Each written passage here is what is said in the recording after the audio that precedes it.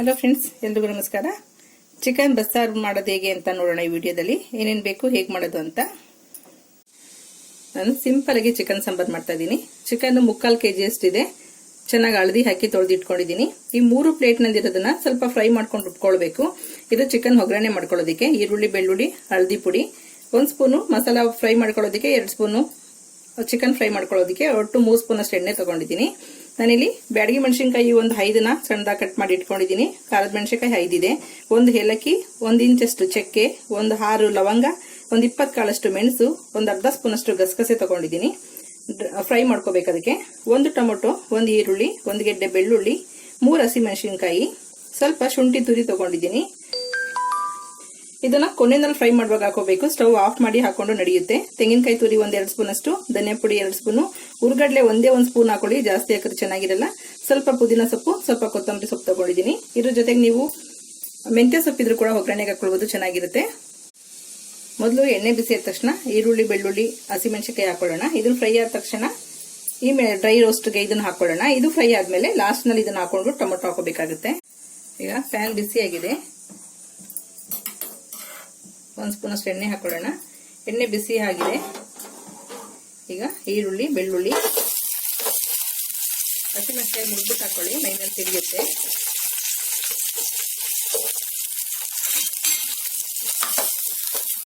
ಒಂದು 10 ನಿಮಿಷ ಈರುಳ್ಳಿ ಫ್ರೈ ಆಗಿದೆ. ಈಗ ಡ್ರೈ ತಗೊಂಡಿದ್ವಲ್ಲ ಅದನ್ನೆಲ್ಲ ಹಾಕೊಳ್ಳೋಣ. ನೀವು ಇದನ್ನೆಲ್ಲ ರೋಸ್ಟ್ ಮಾಡದೆ ಕೂಡ ಹಾಗೇನೆ ಹಸಿದು ಹಾಕೊಂಡು ರುಬ್ಬೋದು, ಅದು ಒಂಥರ ಟೇಸ್ಟ್ ಚೆನ್ನಾಗೇ ಇರುತ್ತೆ. ಅದೇ ಸ್ವಲ್ಪ ಚಿಕನ್ಗೆ ಹಾಕ್ಬಿಟ್ಟು ಒಂದು 5 ನಿಮಿಷ ಚೆನ್ನಾಗಿ ಆ ಮಸಾಲೆನ ಫ್ರೈ ಮಾಡ್ಕೋಬೇಕಾಗುತ್ತೆ. ಇಲ್ಲಿ ರೋಸ್ಟ್ ಮಾಡೋದ್ರಿಂದ ನಾವು ಈ ಮಸಾಲೆನ ಡೈರೆಕ್ಟ್ ಚಿಕನ್ಗೆ ಹಾಕ್ಬಿಟ್ಟು 1-2 ನಿಮಿಷ ಫ್ರೈ ಮಾಡಿದ್ರೆ ಸಾಕಾಗುತ್ತೆ. ಯಾಕೆಂದ್ರೆ ನಾವು ಇಲ್ಲಿ ಆಲ್ರೆಡಿ ಫ್ರೈ ಮಾಡಿರ್ತೀವಿ. ಮೀಡಿಯಂ ಫ್ಲೇಮ್ನಲ್ಲಿ ಫ್ರೈ ಮಾಡ್ಕೊಳ್ತಾ ಇದ್ದೀನಿ. ಈಗ ಅದಕ್ಕೇನೆ ಸ್ವಲ್ಪ ಟೊಮೊಟೊ ಮತ್ತೆ ಶುಂಠಿ ತುರಿ ಹಾಕೊಳ್ಳೋಣ. ಕೊನೆಯದಾಗಿ ಈ ಪ್ಲೇಟಲ್ಲಿ ಇರೋದೆಲ್ಲನೂ ಹಾಕೊಳ್ತಿದ್ದೀನಿ.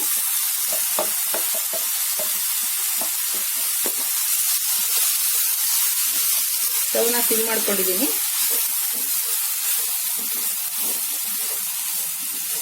ಆ ಬಿಸಿಗೇನೆ ಇದು ಫ್ರೈ ಆಗುತ್ತೆ, ಸಾಕಾಗುತ್ತೆ. ಓಕೆ, ಸ್ಟವ್ ಆಫ್ ಮಾಡ್ತಿದ್ದೀನಿ. ಒಂದು 10 ನಿಮಿಷ ಅಷ್ಟೇ ಸಿಮ್ಮಲ್ಲಿ ಇಟ್ಟಿದ್ದು. ಈಗ 1/4 ಲೋಟದಷ್ಟು ನೀರು ಹಾಕೋಣ. ಅವಾಗ ತಳ ಹಿಡಿಯಲ್ಲ ಸ್ವಲ್ಪನೂ. ಆ ಬಿಸಿಗೆ ಇನ್ನೂ ಚೆನ್ನಾಗಿ ನೀರು ಕೂಡ ಬಿಸಿ ಆಗುತ್ತೆ. ಆ ಫ್ಲೇವರ್ ಕೂಡ ತುಂಬಾ ಚೆನ್ನಾಗಿ ಆ್ಯಡ್ ಆಗುತ್ತೆ. ನೋಡಿ, 1/4 ಗ್ಲಾಸ್ ಅಷ್ಟು ನೀರು ಹಾಕೊಂಡಿದ್ದೀನಿ. ಇದು ಸ್ವಲ್ಪ ತಣ್ಣಗಾಗಷ್ಟಲ್ಲಿ ಚಿಕನ್ ಒಗ್ಗರಣೆ ಮಾಡ್ಕೊಳ್ಳೋಣ. ಕುಕ್ಕರ್ ಬಿಸಿ ಆಗಿದೆ. ಈಗ 1-2 ಸ್ಪೂನ್ ಅಷ್ಟು ಎಣ್ಣೆ ಹಾಕೊಳ್ಳೋಣ. ಎಣ್ಣೆ ಬಿಸಿ ಆದ ತಕ್ಷಣ ಈರುಳ್ಳಿ ಮತ್ತೆ ಬೆಳ್ಳುಳ್ಳಿ ಜಜ್ಜಿಟ್ಕೊಂಡಿರೋದು ಹಾಕೊಳ್ಳೋಣ.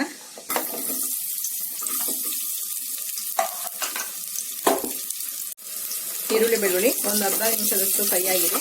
ಈಗ ತೊಳೆದಿಟ್ಟಿರುವಂತ ಚಿಕನ್ ಹಾಕೊಳ್ಳೋಣ.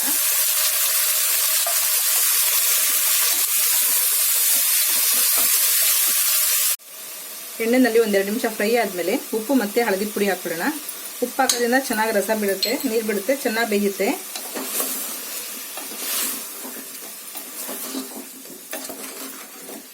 ಚೆನ್ನಾಗಿ ಮುಚ್ಚಿಬಿಟ್ಟು ಚೆನ್ನಾಗಿ ಫ್ರೈ ಮಾಡ್ಕೊಳ್ಳಿ. ಒಂದು 5-6 ನಿಮಿಷದಷ್ಟು ಫ್ರೈ ಆಗಿದೆ. ನೋಡಿ, ಎಲ್ಲ ನೀರು ಬಿಟ್ಕೊಂಡಿದೆ ಚಿಕನ್ ಅಲ್ಲಿ. ಈಗ ಸ್ವಲ್ಪ ಮೆಣಸಿನ ಪುಡಿ ಹಾಕೋಣ. ಮೆಣಸಿನ ಪುಡಿ ಹಾಕೋದ್ರಿಂದ ಫ್ಲೇವರ್ ಚೆನ್ನಾಗಿರುತ್ತೆ ಚಿಕನ್ದು. 1 ಸ್ಪೂನ್ ಅಷ್ಟು ಮಾತ್ರ ಮೊಸರು ಹಾಕ್ತೀನಿ. 1 ಸ್ಪೂನ್ ಸಾಕಾಗುತ್ತೆ, ಚಿಕನ್ ಸಾಫ್ಟ್ ಆಗಿ ಬೇಯಲಿ ಅಂತ ಅಷ್ಟೇ. ಚಿಕನ್ ಚೆನ್ನಾಗಿ ನೀರೆಲ್ಲ ಫ್ರೈ ಸುಂಡ್ಕೋಬೇಕು. ಇದು ನೀರು ಪೂರ್ತಿ ಖಾಲಿ ಆಗ್ಬೇಕು. ಅಲ್ಲಿವರೆಗೂ ಚಿಕನ್ ಕೂಡ ಚೆನ್ನಾಗಿ ಬೇಯಬೇಕು. ಉಪ್ಪಿನ ಪುಡಿ, ಮೆಣಸಿನ ಪುಡಿ ಮತ್ತೆ ಹಳದಿ ಪುಡಿನಲ್ಲಿ ಬೆಂದಾಗ ಟೇಸ್ಟ್ ತುಂಬಾನೇ ಚೆನ್ನಾಗಿರುತ್ತೆ ಸಾಂಬಾರ್ದು. ಅದು ಡ್ರೈ ಆಗೋವರೆಗೂ ಚೆನ್ನಾಗಿ ಫ್ರೈ ಆಗಲಿ. ಸ್ವಲ್ಪ ಚಿಕನ್ ಫ್ರೈ ಆಗುವಾಗಲೇ ಪುದೀನ ಸೊಪ್ಪು, ಸ್ವಲ್ಪ ಕೊತ್ತಂಬರಿ ಸೊಪ್ಪು ಹಾಕ್ತಾ ಇದ್ದೀನಿ. ನಿಮ್ ಕಸ್ತೂರಿ ಮೆಂತ್ಯ ಅಥವಾ ಮೆಂತ್ಯ ಸೊಪ್ಪಿದ್ರೆ ಮೆಂತ್ಯ ಸೊಪ್ಪು ಕೂಡ ಹಾಕೊಳ್ಬಹುದು.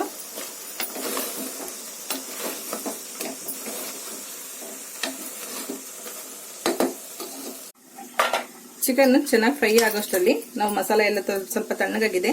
ಮಸಾಲೆ ಎಲ್ಲ ನುಣ್ಣು ಪೇಸ್ಟ್ ಮಾಡ್ಕೋಬೇಕು. ನೀವು ತರಿ ಪೇಸ್ಟ್ ಮಾಡಿದ್ರೆ ಸಾಂಬಾರ್ ಚೆನ್ನಾಗಿರಲ್ಲ. ನುಣ್ಣು ಪೇಸ್ಟ್ ಮಾಡಿದ್ರೆ ನೀವು ಸಾಂಬಾರ್ ಎಷ್ಟು ಬೇಕಾದ್ರೂ ಹೆಚ್ಚಿಸ್ಕೊಳ್ಬಹುದು. ನೋಡಿ, ಚಿಕನ್ ಅಲ್ಲಿ ಪೂರ್ತಿ ನೀರು ಡ್ರೈ ಆಗಿದೆ. ಇಷ್ಟು ಫ್ರೈ ಮಾಡಿದ್ರೆ ತಿನ್ನೋಕ್ಕೂ ಚೆನ್ನಾಗಿರುತ್ತೆ, ರುಚಿನೂ ಜಾಸ್ತಿ ಇರುತ್ತೆ. ಈ ತರ ಪೀಸ್ನ ನೀವು ಹೀಗೆ ಕೂಡ ತಿನ್ಬೋದು. ಉಪ್ಪು ಮತ್ತೆ ಮೆಣಸಿನ ಪುಡಿ ಹಾಕಿದ್ರಿಂದ ತುಂಬಾ ರುಚಿಯಾಗಿರುತ್ತೆ. ಈ ತರ ಡ್ರೈ ಆಗಿರೋದಕ್ಕೆ ಮಸಾಲ ನೋಡಿ ತುಂಬಾ ನುಣ್ಣಗೆ ರುಬ್ಕೊಂಡಿದ್ದೀನಿ. ಈ ಪೇಸ್ಟ್ ಹಾಕೊಳ್ಳೋಣ.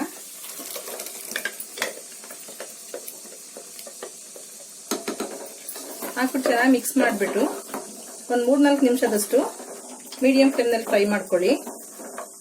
ಅದು ಸ್ವಲ್ಪ ಚಿಕನ್ ಜೊತೆ ಮಿಕ್ಸ್ ಆದ್ಮೇಲೆ ಒಂದ್ ಸೈಡ್ ಬಿಸಿನೀರು ಕಾಯಿಸಿಟ್ಕೊಂಡಿದ್ದು ಬಿಸಿನೀರು ಹಾಕೊಂಡು ಸಾಂಬಾರ್ ಎಷ್ಟು ಬೇಕೋ ಅಷ್ಟು ಹೆಚ್ಚಿಸ್ಕೊಳ್ಳೋಣ. ಅಲ್ಲಿ ಒಂದು 3-4 ನಿಮಿಷದಿಂದ ಮಸಾಲೆನ ಜೊತೆ ಚೆನ್ನಾಗಿ ಕುದೀತಾ ಇದೆ. ಈಗ ಒಂದ್ ಸೈಡ್ ಕಾಯಿಸಿಟ್ಟಿದಂತ ಬಿಸಿನೀರು ರೆಡಿ ಮಾಡ್ಕೊಂಡಿದ್ದೀನಿ. ಆ ಬಿಸಿನೀರು ಹಾಕೊಳ್ಳೋಣ.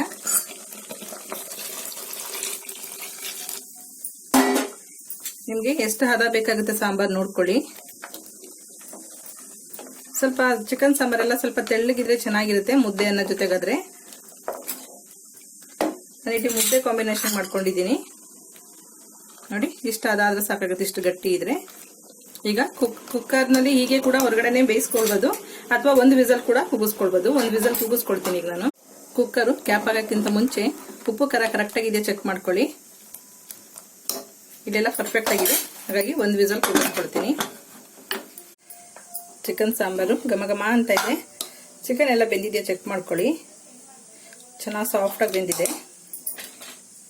ಈಗ ಈ ಸಾಂಬಾರಿಂದ ಚಿಕನ್ ಎಲ್ಲ ಬೇರ್ಪಡಿಸ್ಕೊಳ್ಳೋಣ. ಇದನ್ನು ಸಪ್ರೇಟಾಗಿ ಒಗ್ಗರಣೆ ಮಾಡ್ಕೊಳ್ತೀನಿ. ತುಂಬಾ ಟೇಸ್ಟಿಯಾಗಿರುತ್ತೆ. ಅದು ಸ್ವಲ್ಪ ಮಸಾಲ, ತೆಂಗಿನಕಾಯಿ ತುರಿ, ಟೊಮೊಟೊ, ಈರುಳ್ಳಿ ಎಲ್ಲ ಹಾಕೊಂಡ್ರೆ ಚೆನ್ನಾಗಿರುತ್ತೆ. ನಾನು ರೆಡಿಮೇಡ್ ಯಾವುದು ಬಳಸ್ತಾ ಇಲ್ಲ, ನಮ್ಮ ಮನೇಲಿರೋಂಥದ್ದೇ ಉಪಯೋಗಿಸ್ಕೊಳ್ತಾ ಇದ್ದೀನಿ. ಕೆಲವರಿಗೆ ಸಾಂಬಾರ್ನಲ್ಲೇ ಚಿಕನ್ ಇದ್ರೆ ಇಷ್ಟ ಆಗುತ್ತೆ, ಅಂಥವ್ರಿದ್ರೆ ಸ್ವಲ್ಪ ಸಾಂಬಾರ್ನಲ್ಲೇ ಚಿಕನ್ ಬಿಟ್ಕೊಳ್ಬೋದು.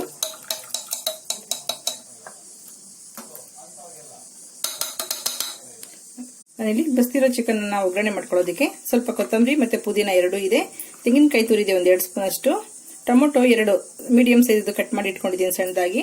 ಈ ಪ್ಲೇಟ್ನಲ್ಲಿ 2 ಗೆಡ್ಡೆ ಮೀಡಿಯಂ ಸೈಜ್ ಈರುಳ್ಳಿ ಇದೆ, ಉದ್ದುದ ಹೆಚ್ಚಿಟ್ಕೊಂಡಿದ್ದೀನಿ. ಸ್ವಲ್ಪ ಬೆಳ್ಳುಳ್ಳಿ ಜಜ್ಜಿ ಹಾಕೋದು ತುಂಬಾ ಚೆನ್ನಾಗಿರುತ್ತೆ, ಇನ್ನೂ ಜಾಸ್ತಿ ಕೂಡ ಹಾಕೊಳ್ಬೋದು, ಚೆನ್ನಾಗಿರುತ್ತೆ. ಶುಂಠಿ 1/4 ಇಂಚಷ್ಟು ತುರಿದಿಟ್ಕೊಂಡಿದ್ದೀನಿ. ಒಂದೇ ಒಂದು ಹಸಿಮೆಣಸಿನಕಾಯಿ ಉದ್ದ ಸೀಲ್ ಇಟ್ಕೊಂಡಿದ್ದೀನಿ. ಈರುಳ್ಳಿ ಎಲ್ಲ ಫ್ರೈ ಆಗೋದಕ್ಕೆ ಉಪ್ಪು ಬೇಕಾಗುತ್ತೆ ಒಂದು ಸ್ವಲ್ಪ ಗರಂ ಮಸಾಲ 1/4 ಸ್ಪೂನ್ ಅಷ್ಟು, ಖಾರದ ಪುಡಿ 1/4 ಸ್ಪೂನ್ ಅಷ್ಟು ತಗೊಂಡಿದ್ದೀನಿ. ಯಾಕೆಂದ್ರೆ ಚಿಕನ್ ಅಲ್ಲೆಲ್ಲ ಮಸಾಲ ಇರುತ್ತೆ, ಈರುಳ್ಳಿ ಟೊಮೊಟೊ ಹಾಕೋದ್ರಿಂದ ಖಾರ ರುಚಿ ಯಾವುದು ಕಮ್ಮಿ ಆಗಬಾರ್ದು ಅಂತೇಳಿ ಸ್ವಲ್ಪ ಗರಂ ಮಸಾಲ, ಸ್ವಲ್ಪ ಖಾರದ ಪುಡಿ ತಗೊಂಡಿದ್ದೀನಿ. ತುಂಬಾ ಸಿಂಪಲ್, ತುಂಬಾ ಟೇಸ್ಟಿಯಾಗಿ ಕೂಡ ಇರುತ್ತೆ. ನಾನಿಲ್ಲಿ ಪ್ಯಾನ್ ಬಿಸಿಯಾಗಿದೆ, ಅದಕ್ಕೆ 1 ಸ್ಪೂನ್ ಅಷ್ಟು ಎಣ್ಣೆ ಹಾಕಿದ್ದೀನಿ. ಎಣ್ಣೆ ಕೂಡ ಏನು ಜಾಸ್ತಿ ಹಾಕೋ ಅವಶ್ಯಕತೆ ಇಲ್ಲ. ಒಂದು ಅರ್ಧ ಸ್ಪೂನ್ ಅಥವಾ 1 ಸ್ಪೂನ್ ಅಷ್ಟು ತುಪ್ಪ ಹಾಕೊಳ್ಳಿ, ಒಳ್ಳೆ ಟೇಸ್ಟ್ ಇರುತ್ತೆ. ಸ್ವಲ್ಪ ಬಿಸಿಯಾದ ತಕ್ಷಣ ಬೆಳ್ಳುಳ್ಳಿ, ಹಸಿಮೆಣಸಿನಕಾಯಿ ಮತ್ತೆ ಈರುಳ್ಳಿ ಇದನ್ನು ಹಾಕೊಳ್ಳೋಣ.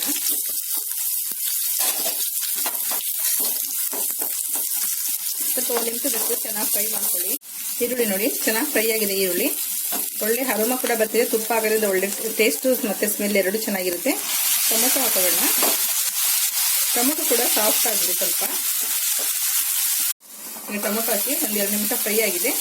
ಈಗ ಮಸಾಲ ತಗೊಂಡಿದ್ವಲ್ಲ, ಸಿಂಪಲ್ ಆಗಿದೆ ಮಸಾಲ ಕೂಡ. ಉಪ್ಪೆಲ್ಲ ಹಾಕೋದ್ರಿಂದ ಟೊಮೊಟೊ ಇನ್ನೂ ಸ್ವಲ್ಪ ಚೆನ್ನಾಗಿ ಸಾಫ್ಟ್ ಆಗುತ್ತೆ. 1/4 ಸ್ಪೂನ್ ಅಷ್ಟು ಹಳದಿ ಪುಡಿ ಕೂಡ ಹಾಕೊಂಡಿದ್ದೀನಿ. ಬೇಕಾದ ಧನಿಯಾ ಪುಡಿ ಅಥವಾ ಚಿಕನ್ ಮಸಾಲ ಇದೆ, ಚಿಕನ್ ಮಸಾಲ ಕೂಡ ಹಾಕೊಳ್ಬೋದು. ಇನ್ನೊಂದು ನಿಮಿಷದಷ್ಟು ಸಿಮ್ನಲ್ಲಿ ಪೌಡರ್ ಹಾಕಿದ್ರಿಂದ ಸಿಮ್ ಮಾಡ್ಕೊಳ್ಳಿ. ಸಿಮ್ನಲ್ಲಿ 1 ನಿಮಿಷದಷ್ಟು ಫ್ರೈ ಆಗಲಿ. ಈಗ ಉಪ್ಪು ಮಸಾಲ ಎಲ್ಲ ಹಾಕಿದ್ವಲ್ಲ ನೋಡಿ, ಸ್ವಲ್ಪ ಟೊಮೊಟೊ ನೀರು ಬಿಟ್ಕೊಂಡು ಚೆನ್ನಾಗಿ ಸಾಫ್ಟ್ ಆಗಿದೆ. ಈಗ ತೆಂಗಿನಕಾಯಿ ತುರಿ ಬೇಕಾದ್ರೆ ಹಾಕೊಳ್ಳಿ, ಹಾಕೋದ್ರಿಂದ ತುಂಬಾ ಚೆನ್ನಾಗಿರುತ್ತೆ ಟೇಸ್ಟು. ಅಥವಾ ಕೊನೆಯಲ್ಲಿ ಕೂಡ ಉದುರಿಸ್ಕೊಳ್ಬೋದು. ನಾನು ಟೊಮೊಟೊ ಸ್ವಲ್ಪ ಹುಳಿ ಅಂಶ ಎಲ್ಲ ಎಳ್ಕೊಂಡ್ರೆ ಟೇಸ್ಟ್ ಚೆನ್ನಾಗಿರುತ್ತೆ ಅಂತ ಮೊದಲೇ ಹಾಕೊಳ್ತಿದ್ದೀನಿ. ಈಗ ಚಿಕನ್ ಇದೆಯಲ್ಲ ಬಸ್ತಿರೋದು, 1-2 ಸ್ಪೂನ್ ಅಷ್ಟು ಸಾಂಬಾರ್ ಇದ್ರೂ ಪರವಾಗಿಲ್ಲ, ಏನಾಗೋದಿಲ್ಲ, ಚೆನ್ನಾಗಿ ಕೋಟಿಂಗ್ ಆಗುತ್ತೆ ಚಿಕನ್ಗೆ. ಸ್ಟವ್ ಸಣ್ಣ ಮಾಡಿಕೊಂಡು ಚೆನ್ನಾಗಿ ಮಿಕ್ಸ್ ಮಾಡ್ಕೊಳ್ಳಿ.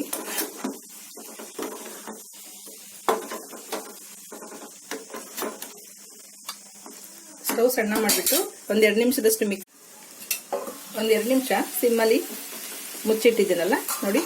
ಹಾಕಿದ್ದು 2 ಸ್ಪೂನ್ ಅಷ್ಟು ಸಾಂಬಾರು ಕೂಡ ಅಬ್ಸರ್ವ್ ಮಾಡ್ಕೊಂಡಿದೆ. ಕೋಟಿಂಗ್ ಕೂಡ ತುಂಬಾ ಚೆನ್ನಾಗಿರುತ್ತೆ. ಚಿಕನ್ ಸಾಂಬಾರು ಉಳಿದ್ರೂ ಪರವಾಗಿಲ್ಲ, ಈ ಪೀಸ್ ಉಳಿಯೋದಿಲ್ಲ, ಅಷ್ಟು ಚೆನ್ನಾಗಿರುತ್ತೆ ಟೇಸ್ಟು. ನೀವು ಇದಕ್ಕೆ ಸ್ವಲ್ಪ ಟೊಮೆಟೊ ಸಾಸ್ ವೆನಿಗರ್ ಕೂಡ ಹಾಕೊಳ್ಬೋದು, ಅದು ಇನ್ನೊಂಥರ ಡಿಫ್ರೆಂಟ್ ಟೇಸ್ಟ್ ಕೊಡುತ್ತೆ. ಸ್ವಲ್ಪ ಕೊತ್ತಂಬರಿ ಸೊಪ್ಪು ಹಾಕೋಣ. ಪುದೀನ ಕೊತ್ತಂಬರಿ 2 ಇದೆ. ಕಸ್ತೂರಿ ಮೆಂತ್ಯ ಬೇಕಾದ್ರೂ ಕೂಡ ಹಾಕೊಳ್ಬೋದು. ಓಕೆ, ಈಗ ಸ್ಟವ್ ಆಫ್ ಮಾಡಿ ಸರ್ವ್ ಮಾಡ್ಕೊಳ್ಳೋಣ. ನೋಡಿದ್ರಲ್ಲ ಚಿಕನ್ ಬಸಾರ ಎಷ್ಟು ಸಿಂಪಲ್ ಆಗಿ ಮಾಡ್ಬೋದು ಅಂತೇಳಿ. ನೀವು ಕೂಡ ಮೇಲೆ ಒಂದ್ಸಲ ಟ್ರೈ ಮಾಡಿ ನೋಡಿ. ಇದು ಮುದ್ದೆ, ಅನ್ನ, ಚಪಾತಿ, ಇಡ್ಲಿ, ದೋಸೆ ಎಲ್ಲದೂ ಕಾಂಬಿನೇಷನ್ ತುಂಬಾನೇ ಚೆನ್ನಾಗಿರುತ್ತೆ. ಈ ವಿಡಿಯೋ ಇಷ್ಟ ಆಗಿದೆ ಲೈಕ್ ಮಾಡಿ, ಶೇರ್ ಮಾಡಿ, ಸಬ್ಸ್ಕ್ರೈಬ್ ಮಾಡಿ. ನಿಮ್ಮ ಅಭಿಪ್ರಾಯ ಅನಿಸಿಕೆ ಕಮೆಂಟ್ ಬಾಕ್ಸ್ ಅಲ್ಲಿ ಹಾಕಿ. Okay, bye, thank you.